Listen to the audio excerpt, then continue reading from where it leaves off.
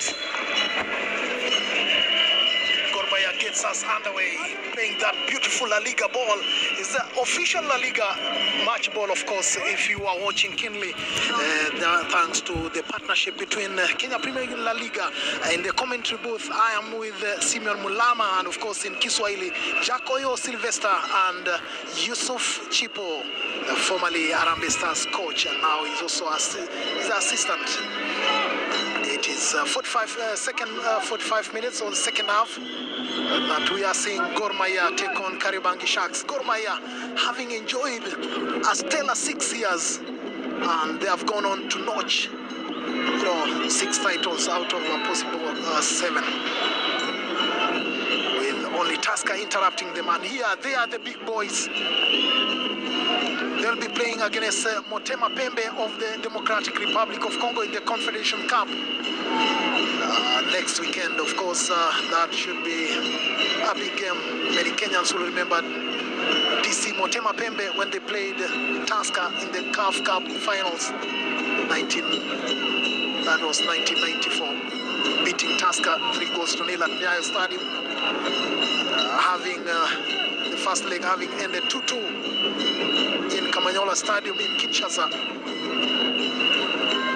But here they are now on 18 titles, followed by AFC Leopards,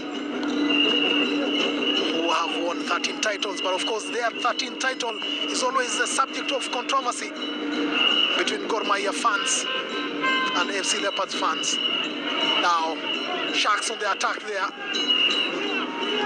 but then Joachim Oluoch shackles Kapaito there. Here comes Sven Ida, out-muscled there. The first time I heard of the name Sven was actually the English or the Swedish coach who coached also England. Yeah.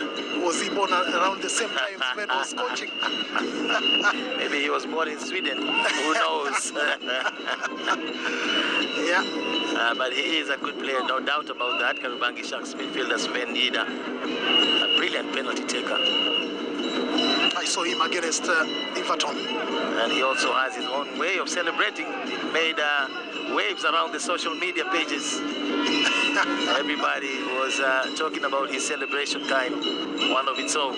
Clifton, upended there, goes down, clutching onto his knee. Geoffrey Lemu, of course, there, and Shapan Oyugi, trying as much as possible to keep Gor Mahia at bay, but they consider free kick. Samuel Onyango stands over it. 3 minutes after restart, Onyango strikes, good cross over there, but John Oyemba comes out and claims the ball, starts a quick one.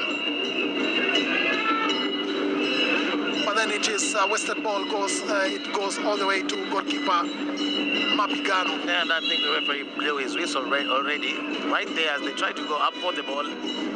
Two Gor Mahia players bump into each other. And I think a Kariobangi Sharks player as well, trying to recover into his own goal area. Right there, the two Gor Mahia players. They clattered onto each other. Yes, and that is Joachim Oluoch. Seem to be all well. Joachim Oluoch as well as Boniface Omondi. Well-built guy, I look at his physique and really massive. You've got to remember players like Polo Cheng, they were very imposing. Of course, Joachim is yet to hit the kind of physical presence of Polo Cheng. Polo Cheng Kunde. But he's got all the physique, he's got the structure. John Oyemba there, Kariobangi Sharks goalkeeper. Tries to look at where to place his pass. It's a poor one. Goes out.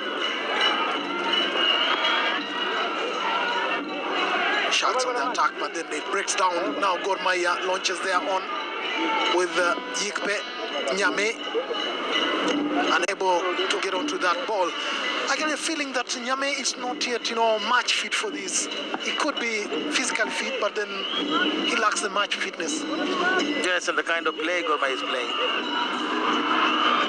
Gor Mahia on the attack here. Samuel Onyango with a chance, but then he takes too long, takes the longest route. And Sharks have the chance to deal with that ball.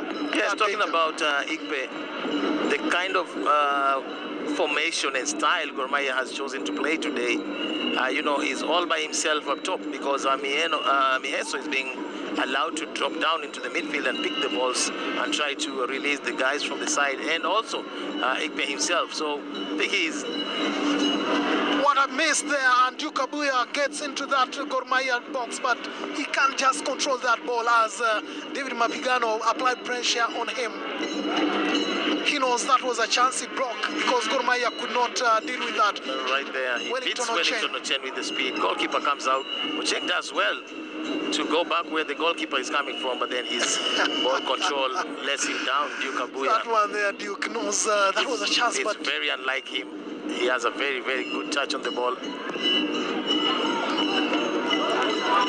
Well, after 51 minutes, it's still Gor Mahia 0. Kariobangi Sharks who are the host, 0-2.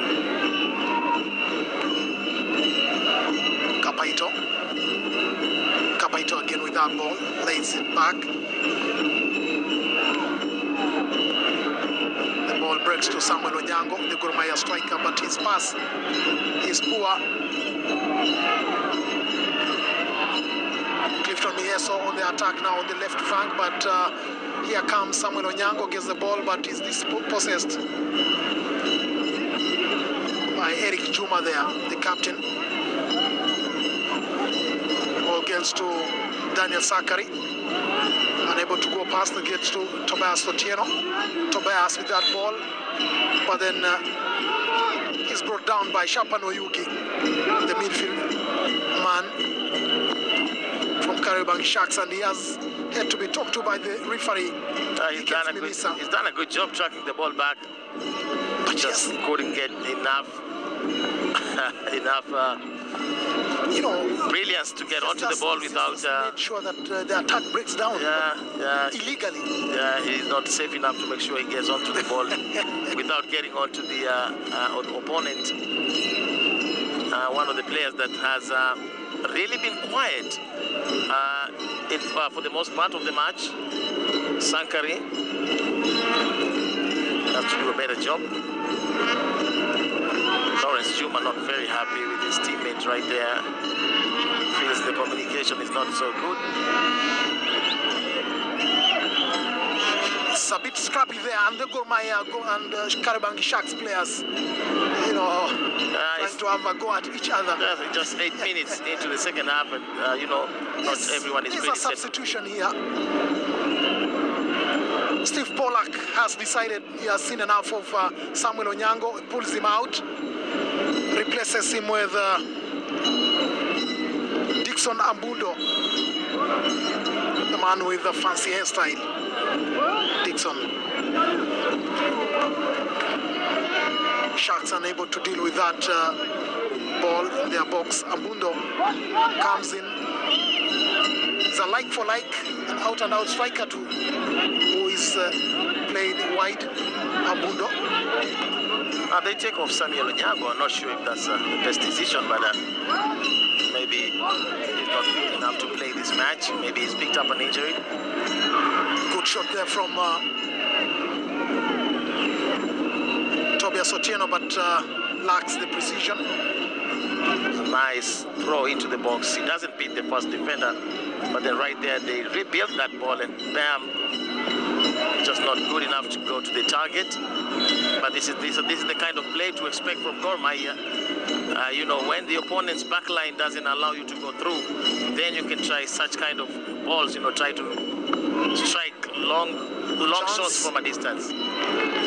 Trying to go on the all-out attack there, Dukabuya, but again, the shooting is wayward. What's happening? Is it the matter of the pitch, or the boys have just... the guys need to be calm enough. It's a matter of confidence. Nicely played ball. He lays the ball to the right, to his strong foot, but then again, can't get the target. Ikpe Lays that ball wide to Ambundo, but it breaks down.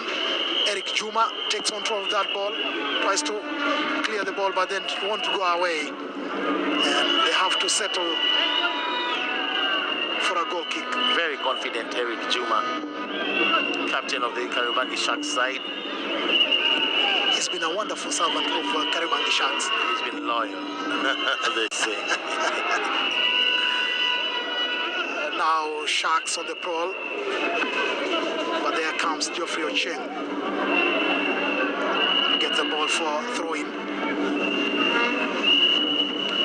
The assistant referee tells him, you have to come back, you know, you're encroaching. You can throw it from here, he does.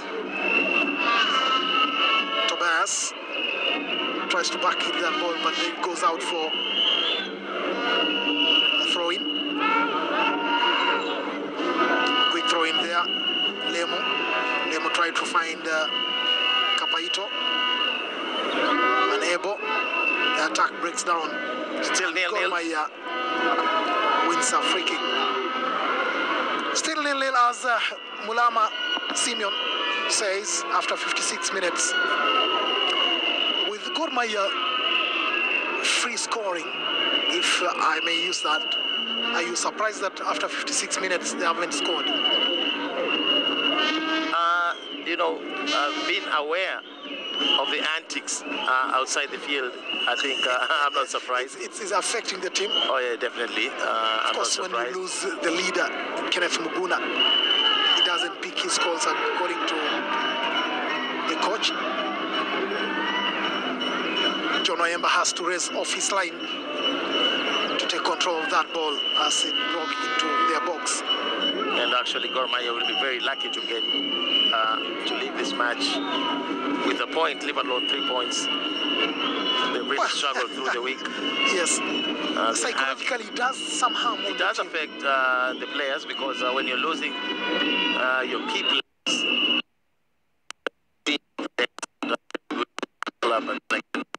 they have done to get over that and get themselves together, put together a team to come and compete. And they are doing a good job so far. It's nil-nil, and they are the better side in terms of creating scoring chances. So definitely it is a motivation. If you are a professional, you have to know it's always a matter of time before you get your chance. And the guys who got their chance in the absence of the key players on the Gor Mahia side definitely should take it with both arms. Those fans, you know, following the proceedings, they're not very sure of what is going to happen, but then they're happy. Sharks takes possession, but then it breaks down Ikpe now. Ikpe tries to beat his man. The man from Ivory Coast shoots, but it's off target again. Frustrated. Is the second, as they say, second Ivorian to play for Gor Mahia, that man there. And Polak can't just explain what is happening with his forward line, of course. Does a good job. He's patient enough. He shields the ball off Kariobangi Sharks defenders and lays the ball well to his left side, but then his strike still, as it has been for the most part in this match, for the most players, for most of the players, the balls just cannot seem to get. Gor Mahia on the attack again. The big man Ikpe here and putting the defense under pressure, but Lemu wins it and gets the ball out for a throw-in. His physical presence is beginning to trouble that Kariobangi Sharks defense, but Lemu stood his ground. A very, very confident back four from the Kariobangi Sharks side. It was a good ball. Another long throw. Probably if he could have had better speed, he would have got onto the ball before Lemu. The throw-in for Gor Mahia. The referee has to calm nerves inside the box first. Geoffrey Ocheng has been entrusted with that. He comes, long throw into the goal area, but then the referee adjudges some foul on Sven Ida. It was a long throw into the box. Shuffled a little bit into the box, and it must have been infringed by Mbundo. Just came in. He seems in pain. to be in pain, that is Singinda. Very critical player in the Kariobangi Sharks midfield. Controls the pace of the game very well. He is calm on the ball. Very good vision and insight anytime he has the ball on his feet.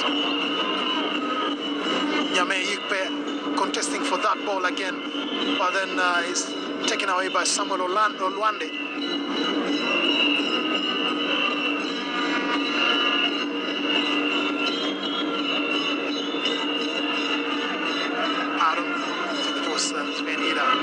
on the attack now.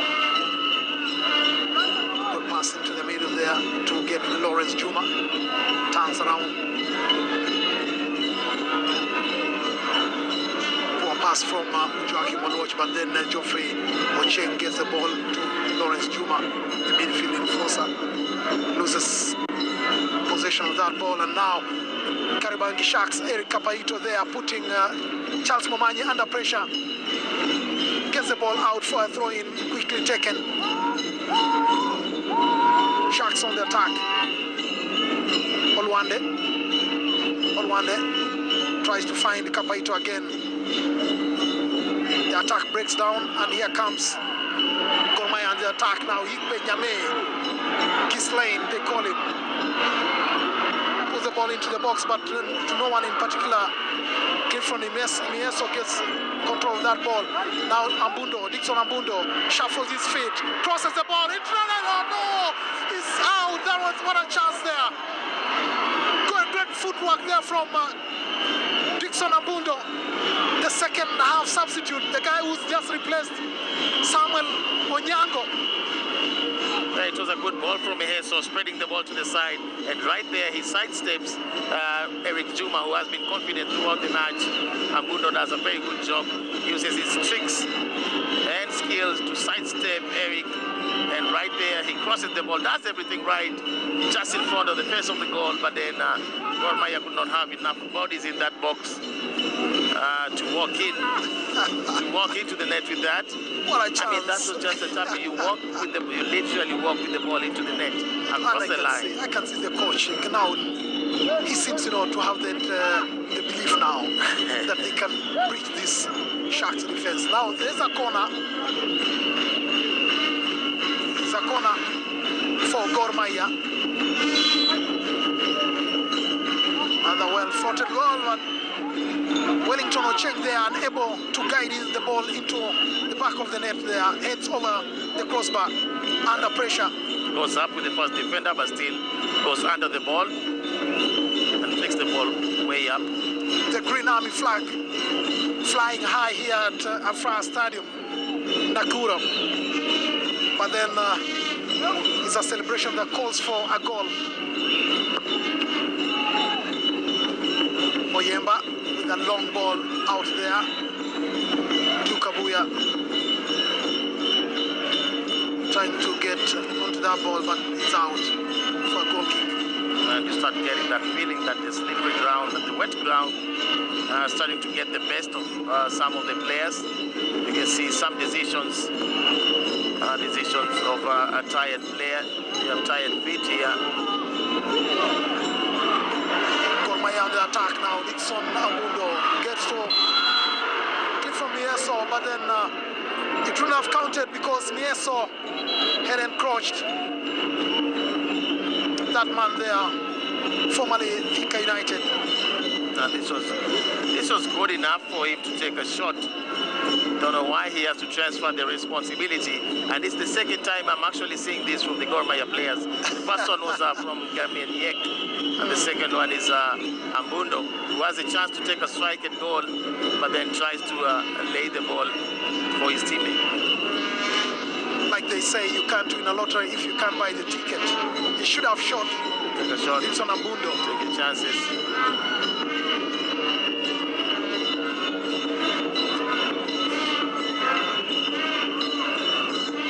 64 minutes gone. No goals on either side. Sydney Lokale has come in place of Daniel Sakari.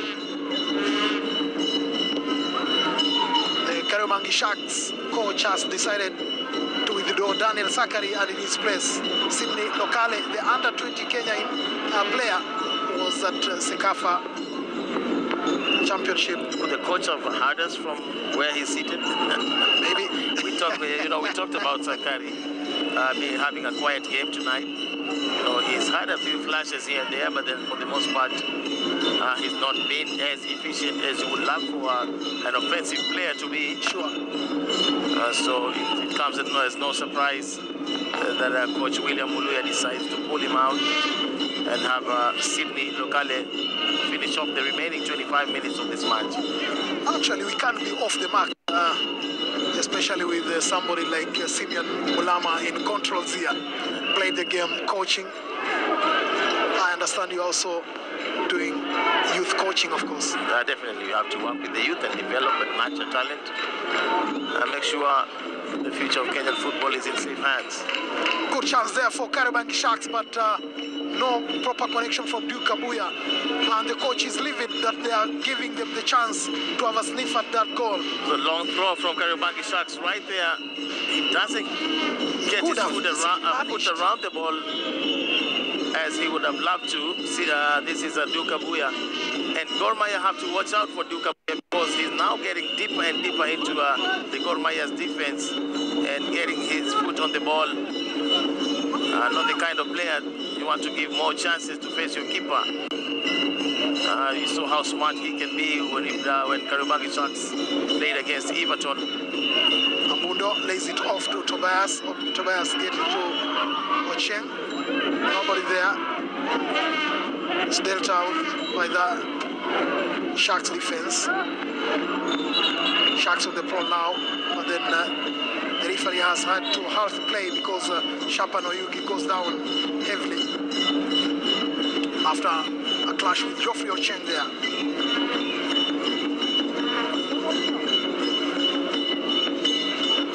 Shapan Oyugi falls down in pain. Clash in the air, both trying to get onto the ball. This man there, Geoffrey Ocheng, marshalling that left back position for Gor Mahia. Kapaito on the attack now. Sharks on the attack, but then the communication breakdown there. As their attack breaks down, Duke Abuya getting involved. And you talked about this man. He's one of those few players from Kariobangi Sharks who have scored against Gor Mahia, and he's proving to be a handful. And right there, Sydney Lokale just shoot his ball inside the box, trying to set up Duke Abuya, but the ball was short, not good enough. Gor Mahia in attack, and Bundo there trying to flip that ball, but he's unable. Sharks take control of the ball, but the long pass they are trying to find Sydney Lokale, but again communication breakdown in the attack, fizzled out. Ocheng spreads it wide, trying to look for Boniface Omondi. Omondi on the board, lofts it high to find Yikpe. Yikpe misses. Gets back to Clifton, who can't control that ball. Breaks down to Lawrence Juma, finds Dixon Ambundo.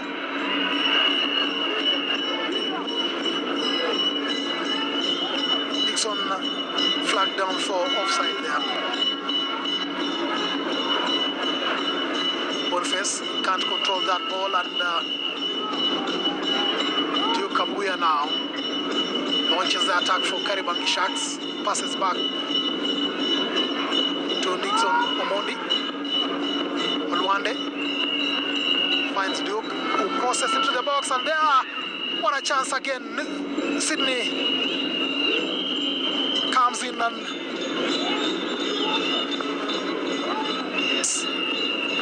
typical Kariobangi Sharks gets the ball right behind the defenders, and a nice ball right in front of goal. Sydney gets there, but not early enough to trick the goalkeeper or go past the goalkeeper.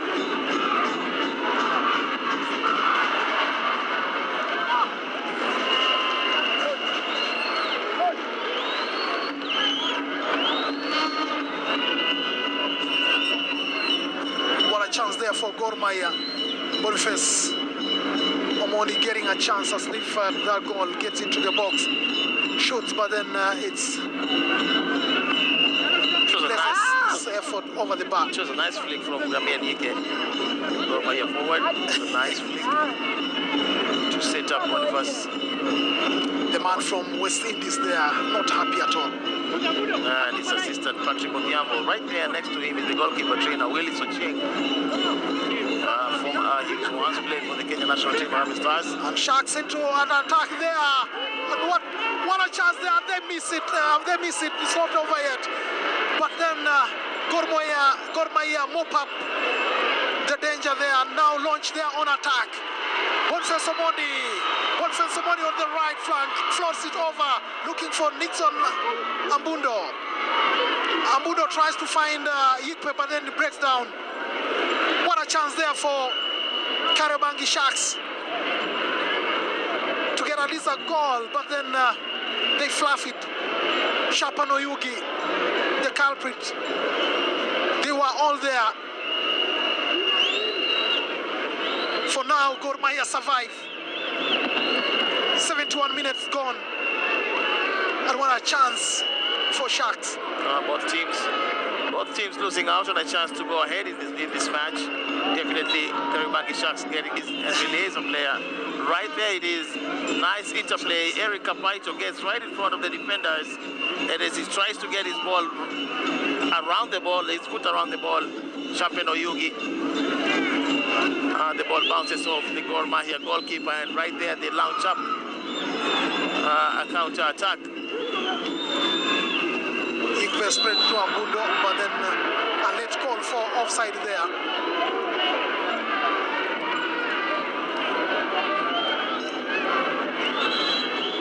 Late call for offside because I thought Yikpe was offside the first instance. And then later on, Nixon again was caught offside. A very clear offside against Nixon Ambundo. And he has to work on his confidence. He's getting the right balls at the right spot. But then his decisions are not very good.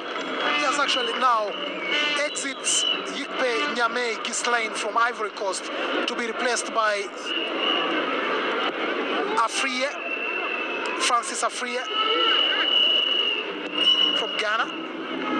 Good substitution right there. I think it's a like for like. Like for like, yes. Very hard-working Afriye. He's also got a taste of the Kenya Premier League. He knows the tempo, the pace, and the intensity required. Earlier on, right there is a foul. And Sven Ida should be careful there because he's already in the boots. Nasty foul against Tobias Otieno. Steve Pollack again, is now off his seat. Cannot demand a 14th place team can give him such a challenge. But that's the kind of competition that we have in the Kenyan Premier League. The position of your opponent should not blind you. Is that a foul? That was sort of an elbow on the Sharks player. Geoffrey Ocheng will not escape this one.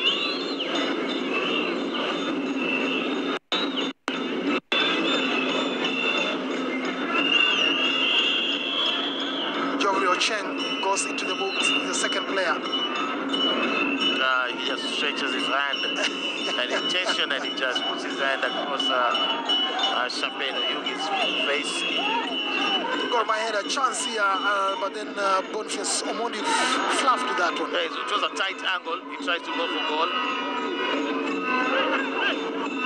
Right now, 16 minutes to go. I think you want to throw in everything. You want to take your shots outside of the box. You want to try and make use of the set pieces, chances that you have. And right there, it was Boniface Omondi who was hit that ball above the goal. He has really worked so hard for Gor Mahia today, Boniface Omondi. Wellington Ocheng hooves the ball right up there for the new man. But he can't find his footing properly. His game is now, upping.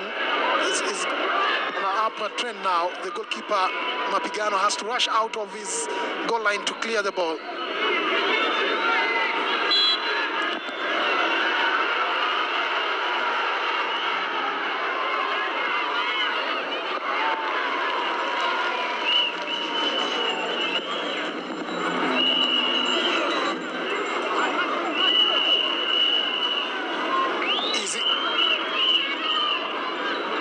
Shapan Oyugi gets that ball, finds Kapaito, back to Shapan.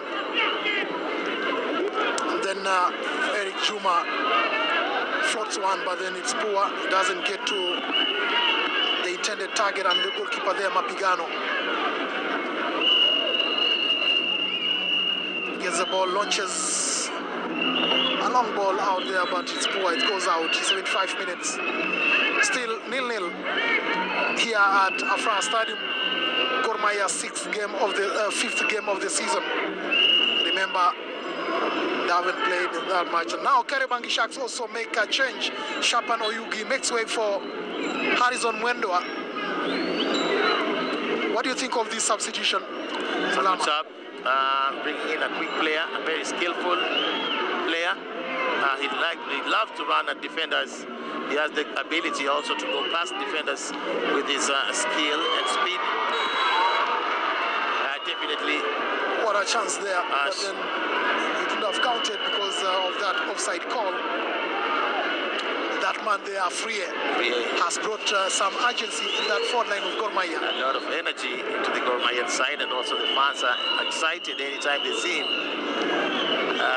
approach the ball. And yes, it seemed like a clear offside. Clear offside. He just didn't time his run well, but what a ball. It was a good ball, tried to set him through. We're talking about the Kariobangi Sharks substitution. Harrison Mwendwa just came in. I think it is a good sub at this time, last 15 minutes. They need some fresh legs, and some quick feet as well. Possession, Gor Mahia leading, 53% of the possession, with the other 47. What a chance again there from that young man, Dixon Ambundo. He really put Kariobangi Sharks under pressure, and the fans for 1 minute, for a moment, they thought they were going to get something. Right there, and that's exactly what we want to see. Go past defenders and try to get the ball past the goalkeeper. Does a very good job. Ambundo tries to strike the ball towards goal. He doesn't hit the target, but definitely he makes a statement. It's the kind of thing that we've expected from the first half, but we didn't see that leading to that substitution. And now Gor Mahia on the attack again here. Wellington Ocheng crosses that ball, but then it's poor. This goes out. Wellington Ocheng should have done better. Could have brought in a better delivery. Defends well, covers well, he tracks the ball back well. He hasn't done a very good job delivering the ball, but he's a good thrower of the ball. And you can see the fans, I think they concur. Disappointed. They feel at this time they should at least be leading. They've got the best of the chances between the two teams. Gor Mahia have 12 minutes to ensure that their 100% start to the Kenyan Premier League season continues. But as it is, they are being held by Kariobangi Sharks. And down goes Charles Momanyi. Key player in the Gor Mahia central defense. Captaining the side today. Huge, massive responsibility. Good in the air, good on the ground with his feet. Has gone into Gor Mahia, into the squad very well, Momanyi. Beats his man, comes in there. But then it goes out for a throw-in for Gor Mahia. They started quickly. And the final pass is poor. The ball is hoofed away, gets to goalkeeper Mapigano. Mapigano gets the ball to Geoffrey Ocheng, the left back. Floats high ball into the goal area of Kariobangi Sharks, but nothing doing there. Lawrence Juma tries to win back that ball. Unable.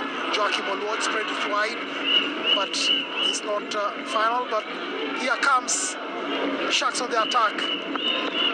Charles Momanyi had to stretch every muscle to make sure that he nips that ball out for a corner. Otherwise, there was a looming danger. He's very fast. He's very stable. He's not struggled too much to deal with Sydney Locale's speed. The fourth corner kick for Kariobangi Sharks. Gor Mahia only has 2 corner kicks in this match. But they haven't done much from those corners. Either side hasn't done much. Well floated. Header from Samuel Olande, but unable to do much with it. Lawrence Juma finds, not Lawrence Juma, Tobias Otieno rather, to Miheso. Miheso finds Wellington Ocheng on the right flank, crosses in there, but then goalkeeper John Oyemba says thank you, gets that ball. They launch their own attack. Duke Abuya now, the center of that midfield. His pass wide is poor, and Gor Mahia takes possession. Boniface Omondi, who has now changed switch side, spreads it wide. Gets it to Ambundo there, who is unable to find his footing, and off again. Sharks on the attack. Lawrence Juma comes in, breaks down that attack, and Miheso spreads it off. Now Dixon Ambundo races onto that ball, gets it, cuts inside, shoots, but then it's not, lacks the power. It's got the precision, but no power. That is Boniface Omondi rather. Gor Mahia's wings starting to flare up. The right side has been on fire, literally. Wellington Ocheng making those runs from the side. Then again, Boniface Omondi on the left side does a good job, but then his strike is not powerful enough to give trouble to the much more seasoned Oyemba. Just Wellington Ocheng has to be careful anytime he leaves the back line. He leaves 3 defenders against 3 attacking players from the Kariobangi Shark side, and that could be dangerous for them. Do not want to have your back line in a 1-against-1 situation close to your goal. Yeah, you can be punished. Gor Mahia on the attack. Wellington Ocheng again frustrated there that he cannot master that ball. He cannot put it under control. He wants to have it. He wants to cut that cross, but then it's not just happening. Yes, but he has to be smart. He has to manage himself properly. Here comes Kale shots. That the goalkeeper Mapigano comfortably. And that's exactly what we've been talking about. Anytime he goes, then he destabilizes his back line, and those are the kind of balls that could trouble the back line because it means every other person has to move away from their position. Gor Mahia pans it over, trying to unsettle Sharks in the back. Ambundo wins it, but then breaks down again. That man, midfield battle there, Lawrence Juma, breaking down that attack by Sharks. That man there, Patilo Moto, trying to pull the strings, but then he meets an equally strong Lawrence Juma. Good cross into the Gor Mahia box, but then Kapaito there. Unable to do much. Gor Mahia assistant coach Patrick Odhiambo, formerly at Sony, went to high school at Kakamega High School. That's the coach Polak. The two of them now have to issue instructions. Another substitution. In comes Kennedy Otieno in place of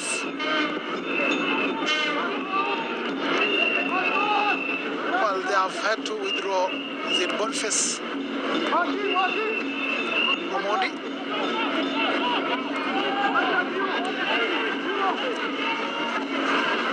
At the far end there, Nixon Ambundo trying to go for that ball, but doesn't get to him.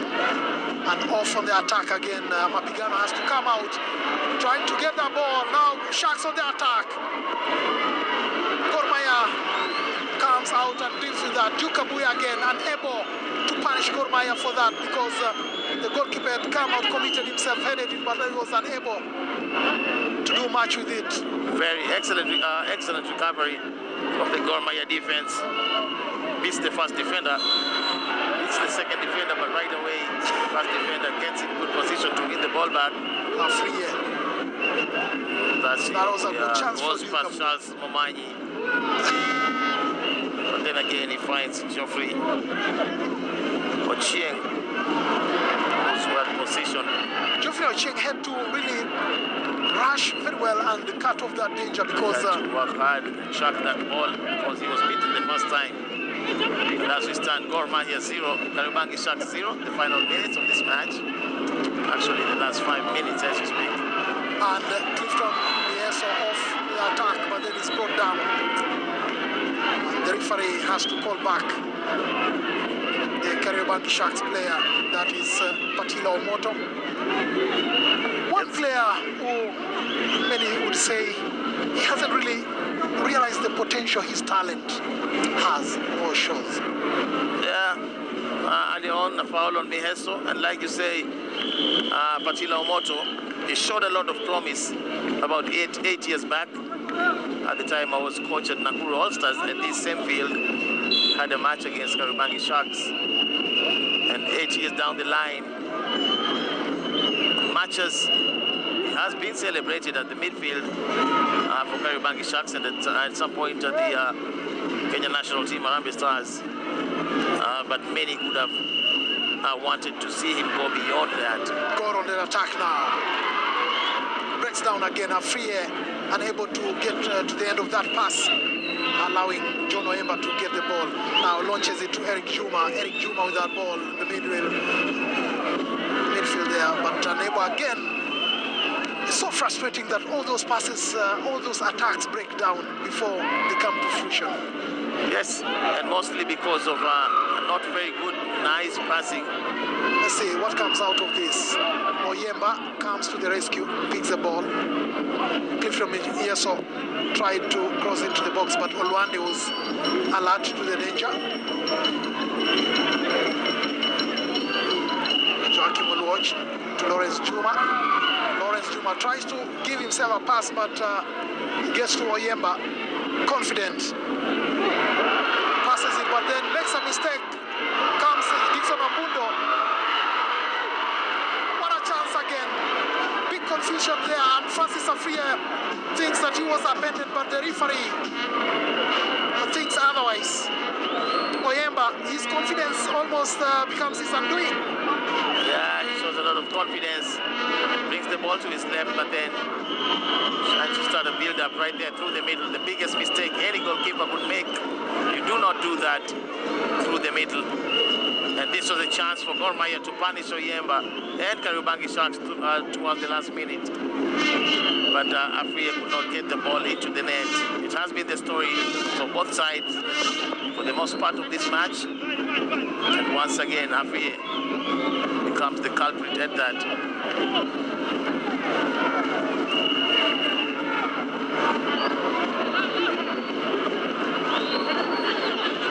Well,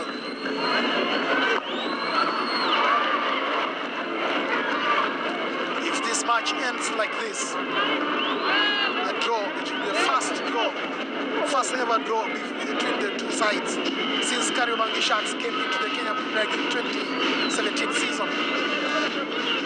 There has always been goals. There have always been a winner. But in this case, from the look of things, I don't see where a winner can come from. The previous encounters has seen a total of 19 goals, 13 for Gor Mahia, 6 for Kariobangi Sharks. As it stands, still see no sign of a goal from both sides.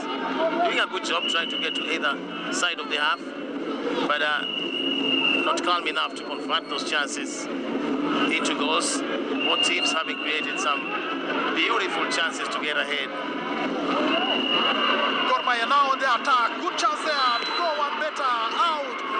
Sanebo is flagged down for offside. That referee, that flag there, stopping again Francis Afraha. But the goalkeeper had even come through and saved it. Yeah, that's why he is a Kenyan international. Not only get to the balls that come directly at you, what a at chance such there. moments. Long ball from Joachim Olwach, right behind the Kariobangi Sharks defense.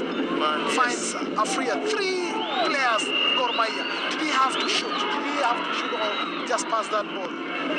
He is a striker. I would expect him to take a shot. It's towards the final, the dying minutes of the match. You know, he just came in. He has to at least show the coach that he is worth starting a match. It was a good decision from him. That should have been a late goal, because we have played the normal 90 minutes. Now we are in the extra of the added on time, which is 3 minutes. And now Gor Mahia have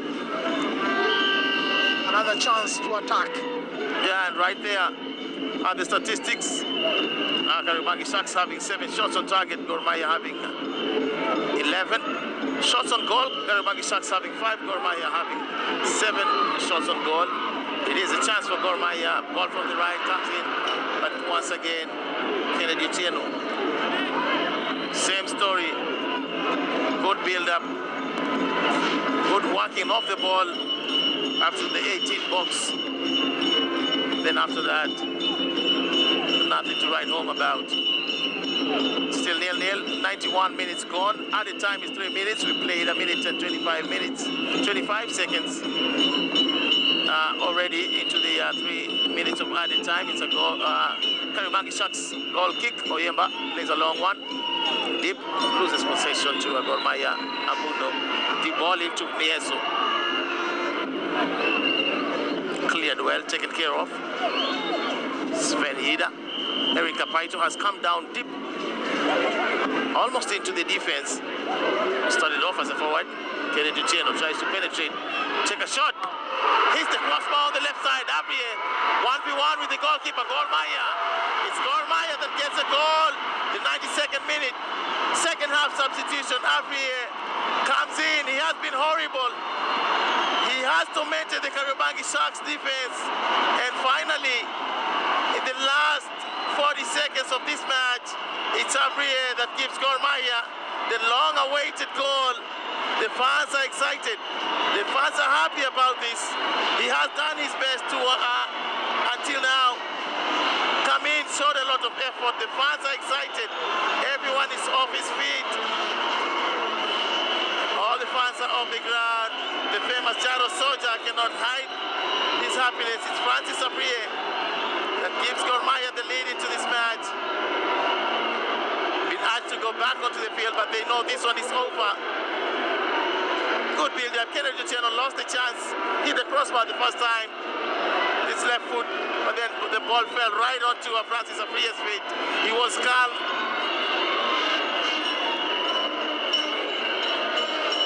He remains calm. He remains collected. Goes past Oyemba with his left foot. Tucks the ball into the net. It's Gor Mahia 1. But this is the ball that caused all the trouble for Kariobangi Sharks. Oyemba could not get his hands onto the ball. The right bar could not help Kariobangi Sharks as the ball bounced back onto Abriye's path. He remained calm. He was confident. Went past the goalkeeper, and as we speak, referee blows the final whistle. Francis Abriye is the hero of this match. Gives Gor Mahia the lone goal in this match, and yes, the record for Gor Mahia going straight unbeaten 5 matches into the Kenya Premier League continues. They remain the champions. They remain the team to beat here at Afraha Stadium. It has been a match of missed chances. Kariobangi Sharks have done their best, complaining to the referee, maybe protesting of an offside, but the fans cannot hear any of that. It's Francis Abriye. Francis Abriye, who's the hero right there. Well-placed ball from Chuma to Kennedy, the substitute. The ball bounces back onto him, and his left foot right there bounces off the bar, falls onto Abriye's thighs. He controls the ball, remains calm, goes past Oyemba in the goal, and places the ball in. Referee feels no need to point to the offside. The assistant official also sees no offside in that. Extra decision, and it remains to be a goal. Francis Abriye. Gor Mahia 1, Kariobangi Sharks 0 here at Afraha Stadium, Nakuru.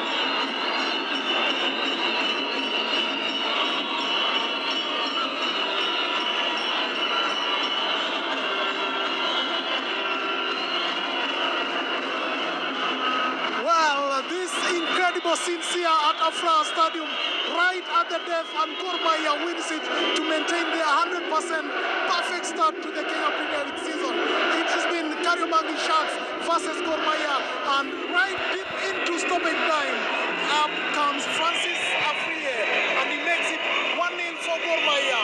What a game! An end to this game, because it's been cagey all through, right from the first minute to the end, but then up steps Gor Mahia, and Francis Afriye gives them that win. That was a very interesting game. After 90 minutes,